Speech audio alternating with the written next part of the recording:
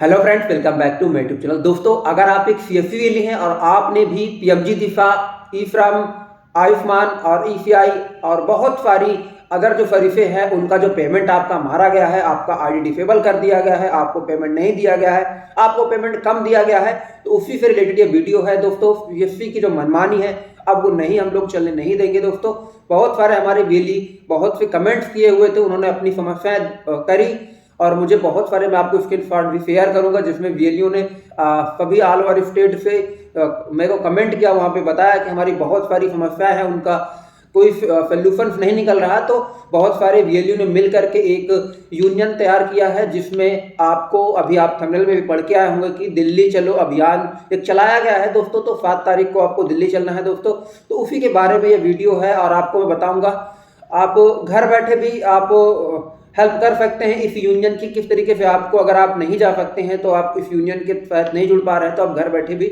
आप उस यूनियन की हेल्प कर सकते हैं। दोस्तों, अगर आपके पास किसी भी डिस्ट्रिक्ट डीएम या डीसी या स्टेट टीम का कोई भी प्रूफ है, जैसे कि वीडियो, ऑडियो या और कोई भी आपको कोई मैसेज भेजा गया है जिसमें आपको बाधित किया गया हो कि आपको ये काम करना है या दफ ओलंपियाड करना है या आपको ये सर्विस करना है, तभी आपकी ये जो बीवी पॉइंट है या आधार का काम है तभी एक्टिव किया जाएगा। अगर ऐसी कोई भी जानकारी आपके पास है तो आप हमारे व्हाट्सएप ग्रुप, नीचे डिस्क्रिप्शन बॉक्स में लिंक है, नंबर है, वहां पर आप जा करके ग्रुप को ज्वाइन करें और वहां पर जो भी आपको कभी भी धमकी भरे एसएमएस आए हों या आपको बाधित किया गया हो, जबरदस्ती डीएम या डीसी से आपको कहा गया हो कि ये सर्विस करना जरूरी है तभी आपका आगे का काम होगा, तो उस मैसेज को जरूर व्हाट्सएप पे कोई स्क्रीनशॉट आया हो तो उसको जरूर वहां पे शेयर करें, ताकि जब हम वहां पे पहुंचेंगे हेड ऑफिस नई दिल्ली ओखला में, तो हम उनको दिखा पाएंगे कि देखिए आपके डीएम ने किस तरीके से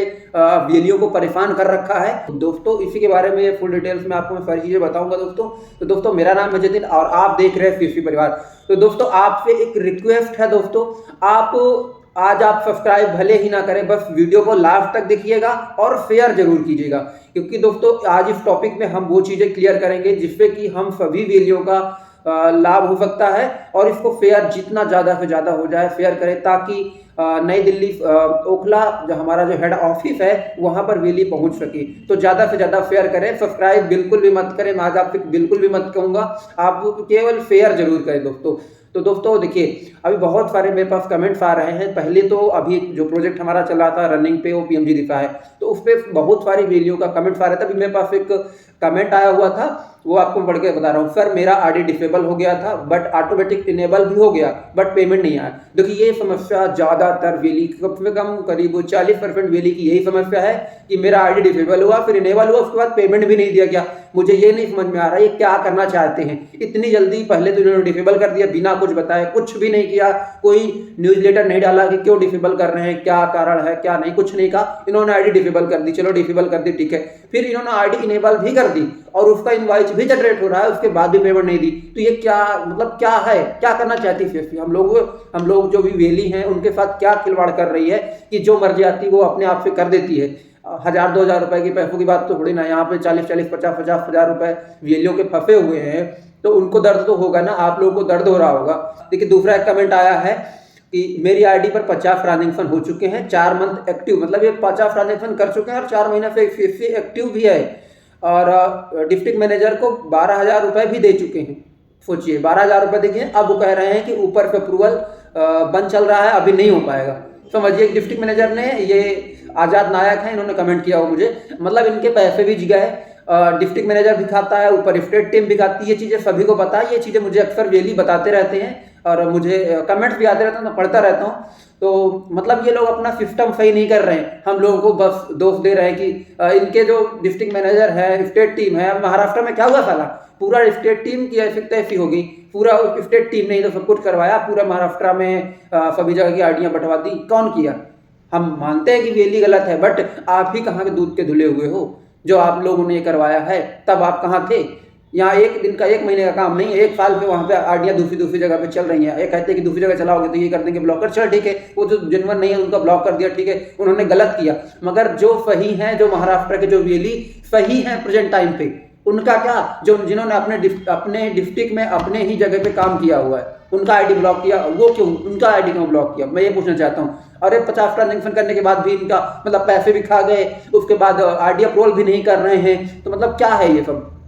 तो इस चीज़ को हमको लड़ना होगा, तभी हम आगे कुछ कर पाएंगे। क्योंकि देखिए सीएससी ने इतना ज़्यादा मनमानी कर ली है, आपको बिना कुछ नोटिस दिए हुए, बिना कुछ बताए हुए जो मर्जी आता है वो कर जाती है।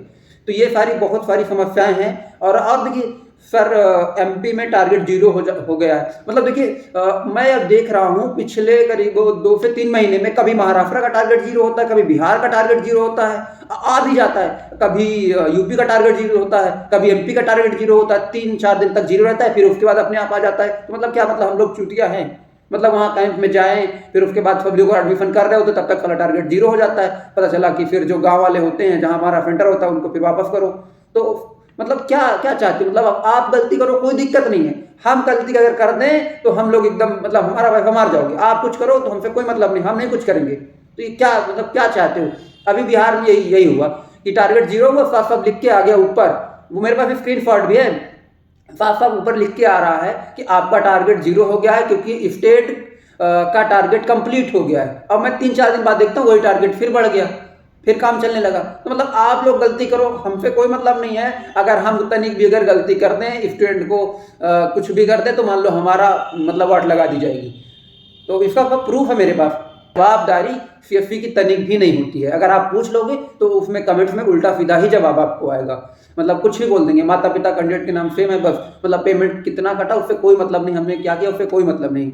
हाँ देखो, पेमेंट रिलेटेड देखो बात कर रहा हूँ, ये कभी कभी ऐसा पेमेंट रिलीज करते हैं। अभी पिछले 2 महीने पहले इन्होंने जनवरी 2020 से और जुलाई 2021 तक का बीच का पेमेंट रिलीज किया। मतलब इतने दिनों तक वो पेमेंट होल्ड था। क्यों होल्ड करके रखा था कुछ पता नहीं, कह रहे थे पंचायत डॉक्यूमेंट नहीं अपलोड किया, पंचायत डॉक्यूमेंट अपलोड था, उसके बाद भी इन्होंने पेमेंट को होल्ड रखा था। और कोई मतलब नहीं, मतलब जब इनकी मर्जी आएगी तब आपको पेमेंट देंगे, जब नहीं आएगी मर्जी तब नहीं देंगे पेमेंट। तो ये सारी समस्या बहुत ज़्यादा सीएससी ने मतलब वो कर दिया है, हम लोगों को एकदम त्रस्त कर दिया है।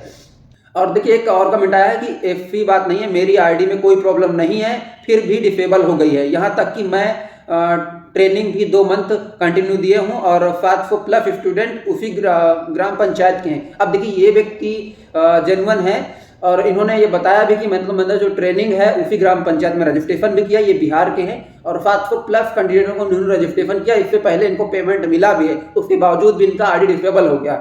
तो ये क्या करना चाहती है। अरे मैंने ऐसी आइडिया देखी हैं जो आइडिया ऐसी डिसेबल हुई है, जिन्होंने अभी रजिस्ट्रेशन तक नहीं किया वो आइडिया डिसेबल हो गई हैं। मतलब उन्होंने काम भी नहीं किया, उनको लीगल एक्टिविटी भी नहीं पाई गई है और उनकी आईडी डिसेबल कर दी गई है। हालांकि कुछ लोगों ने गलतियां करी हैं, मानता हूं मैं, बहुत सारी वीडियो ने गलतियां करी हैं, बट ऐसा नहीं है। जो जेन्युइन है उनको तो कम से कम दीजिए पेमेंट।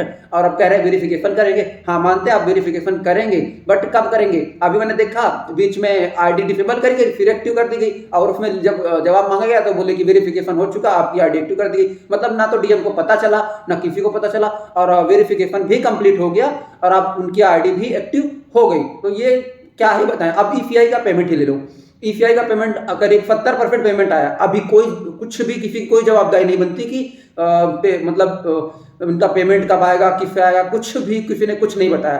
तो दोस्तों इन्हीं को सब चीज़ों को देखते हुए हमने एक सोल्यूशन लिया, उसको मैं आगे बताऊंगा कि आप लोगों को क्या करना है और क्या। अब देखो एक और पेमेंट है ई फ्रॉम पेमेंट। अब मैं बता रहा हूँ ई फ्रॉम का पेमेंट पहली बार आपको भी 150 रुपए 200 रुपए के दर पे आया है। मतलब साला किस्तों में पेमेंट हम लोगों को दे रहे हो, ये भी नहीं बता रहे हो कि कितना पेमेंट आया, कैसे आया, कुछ भी नहीं बता रहे हो, सब किस्तों में पेमेंट दे रहे हो। मतलब ये सारी समस्याएं केवल यही कर रहे हैं। तो ये क्या है, मतलब हम लोगों को पता ही नहीं कि ई फ्रॉम का पेमेंट। अब कुछ जगह पे कमेंट ये भी कर रहे हैं कि अब मान लो पेमेंट जो लोग पीएमजी दिफा का होल्ड कर रहे हैं उसमें ये सब लिख के दे रहे हैं कि ई फ्रॉम में मान लो आपने काम अच्छा नहीं किया, इसकी वजह से या ई फ्रॉम की रिकवरी चल रही है, इसकी वजह से आपका जो पीएमजी दिफा का पेमेंट है उसको हम लोग होल्ड कर रहे हैं। अब ये वाला क्या है। एलिमको ऐसे बहुत सारे लोगों को नहीं पता होगा, एलिमको एक विकलांग व्यक्तियों के लिए था जिसमें उनके सहायक अंग वितरित होने थे। जो रजिस्ट्रेशन करा था पर रजिस्ट्रेशन 40 रुपये मिलना था। देखो मैंने करीब 30,000 रजिस्ट्रेशन कराए जिसमें मुझको केवल 10,000 रुपये मिला हुआ है, 10,000 रुपये, और अभी तक कुछ भी नहीं हुआ उसमें। तो ये सब हुआ कल्चर सर्वे। कल्चर सर्वे का तो प्रोजेक्ट की मैं क्या कहूँ, मतलब उसका कुछ भी अता पता नहीं है, कोई बात करना नहीं चाहता। डीएम कहता है कि आप, डीएम के पास ऐसे आ गया कि आप वेरिफिकेशन करके भेजिए। और मैं उन वैल्यू से अपील करूंगा कि अगर आपका डीएम के पास फोन आए कि आइए अपना कल्चर सर्वे देख जाइए, तो बिल्कुल भी मत जाइए, क्योंकि ये काम डीएम के लिए है, आपके लिए नहीं है। कल्चर सर्वे आप वहाँ पे जाके अप्रूवल नहीं करेंगे, जाके वहाँ पे आप उसको सही सुधारेंगे नहीं, ये काम डीएम, क्योंकि डीएम को पैसे मिलने हैं, आपको भी मिलने हैं, और कब मिलने हैं वो पता नहीं, कब मिलने हैं ये नहीं कुछ पता। आयुष्मान पेमेंट, आयुष्मान का भी कोई इतना पता नहीं होता, वो भी वाला किस्तों में पेमेंट आता है। जब कार्ड बांटोगे 1-2 साल, यहाँ तक तो अभी कार्ड भी नहीं आए, मेरे खुद के नहीं कार्ड आए, कि कुछ पता नहीं है। टेलीला का पीएलबी पेमेंट, उसका भी ऐसा ही रोना रहता है, मतलब कुछ भी पीएसपी का कुछ भी क्लियर नहीं होता है कि कब आपको पेमेंट देगी, कब क्या करेगी। अब देखो हम बताते हैं आपको, अब हम वैल्यू को करना क्या है। तो मेन टॉपिक ये होता है, देखिए जितने भी वेली भाई हैं, 7 तारीख को सभी लोग नई दिल्ली ओखला, जहां पर इसका हेड ऑफिस है, 7 तारीख को सुबह 8 बजे, 7 से 8 बजे के बीच न्यू दिल्ली स्टेशन पर सभी लोग, ये जो हमारी सभी वीडियो का मुहिम है, जिन्होंने वहां पर चल करके हमें सीएससी के साथ बात करनी है, हमारे राकेश जी हैं, उनके साथ हमारी बातचीत वार्तालाप होगी। जो भी यूनियन का अध्यक्ष या जो भी सभी लोग, जो भी हमारे वेली भाई चलेंगे, अब तक करीब 200 लोग हम लोगों ने जुटाया है, सभी लोगों ने मिल करके। तो सभी लोग वहां पर चले और वहां पर जो भी हमारे सीनियर अधिकारी हैं उनसे हम लोग बात करेंगे कि इसके रिलेटेड आप क्या कर सकते हैं, इन सभी पेमेंट्स के बारे में, या हमें काम कैसे करना है। क्योंकि सीएससी का आए दिन कुछ ना कुछ नया नया रूल्स आ जाते हैं बिना कुछ बताए, जब हम लोग काम कर लेते हैं तब वो रूल आते हैं। तो दोस्तों वीडियो को जरूर शेयर जरूर करें, और जितने भी रैली हमारे पास चल सकते हैं नई दिल्ली, वो लोग आएँ, और हम हेड ऑफिस में नई दिल्ली पे हेड ऑफिस सब लोग वहाँ पे चलें, ताकि ज़्यादा से ज़्यादा लोग अगर पहुँचेंगे तो हमारी बात सुनी जाएगी, और हो सकता है कि जो सुधार किया जाएगा। जितने भी जेन्युइन रैली है, ज़्यादा से ज़्यादा अच्छे काम किए हैं पीएमजी दिशा को लेकर के, उनकी आइडिया डिसेबल हो गई हैं, तो वो लोग जरूर से जरूर वहाँ पे पहुँचे। जो रैली नहीं पहुँच सकते हैं, नीचे ग्रुप में डिस्क्रिप्शन बॉक्स में लिंक है, और जो रैली जाना चाहते हैं सभी लोग उस ग्रुप में ज्वाइन हो। वहाँ पे कॉन्टेक्ट नंबर दिए गए, अगर किसी को कोई समस्या है, कुछ चीज़ें पूछनी है, तो ग्रुप में ही एडमिन है, वहाँ जो भी ग्रुप एडमिन है उनको आप कॉल कर सकते हो एनी टाइम। आप सभी लोग कहाँ पहुँचना है, ये सारी जानकारी आपको ग्रुप में भी मिल जाएगी, जो भी चीज़ आप चाहेंगे। और जिन वेलियों आ रहे हैं या जो वेली घर पे बैठे हुए हैं, वो हमें देख रहे हैं, वो लोग अगर आप किसी डीएम या किसी के भी खिलाफ आपको कोई भी प्रूफ मिल रहा है, मतलब डिस्ट्रिक्ट टीम के खिलाफ या स्टेट टीम के खिलाफ आपके पास कोई कॉल रिकॉर्डिंग वीडियो या कुछ भी है दोस्तों, तो वो ग्रुप पे जरूर शेयर करेंगे, ताकि हम लोग वहाँ पे दिखा पाए और हमारी जो बात है मानी जाए और सीएससी की मनमानी को रोका जाए दोस्तों।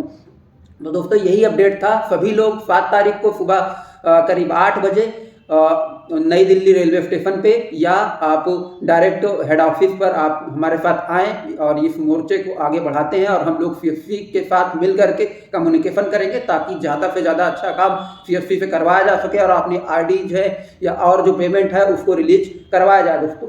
तो thank you for watching my YouTube channel. दोस्तों वीडियो को शेयर जरूर करना, बस यही एक लास्ट रिक्वेस्ट है दोस्तों। धन्यवाद।